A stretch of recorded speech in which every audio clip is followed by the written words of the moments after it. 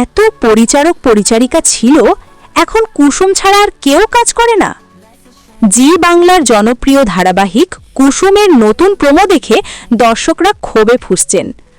গল্পের নাটকীয়তা একদিকে থাক, কিন্তু গাঙ্গুলি পরিবারের পরিবেশে যে অদ্ভুত পরিবর্তন এসেছে তা এখন বড় আলোচনার বিষয়।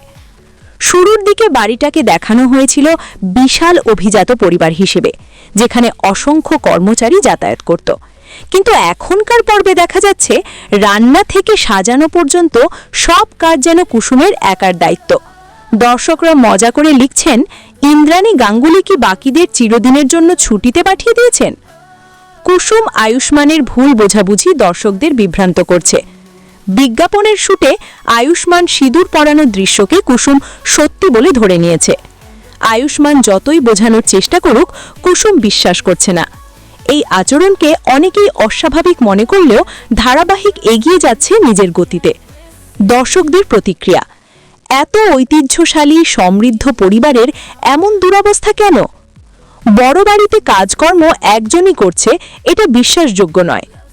গল্পের উত্তেজনা বাড়াতে গিয়ে বাস্তবতার অংশটাই গায়েব হয়ে গেছে। দর্শকদের অসন্তোষ এখন শুধু কুসুমের মানসিক জেদ নয়, বরং পরিবেশগত অসঙ্গতিও। একটি বড় পরিবারকে বিশ্বাসযোগ্য করে তুলতে যেমন প্রয়োজন গল্প চরিত্র সম্পর্ক, তেমনই দরকার দৈনন্দিন চলনের বাস্তব উপস্থিতি। আর সেই জায়গাতেই ধারাবাহিকটি বর্তমানে সমালোচনার মুখে। দর্শকদের দাবি, গল্প যেদিকেই এগোক, অভিজাত পরিবারকে যেন তেমনই দেখানো হয় যেমনটা বলা হয়েছিল শুরুতে, না হলে দর্শকদের ঠকানো হবে।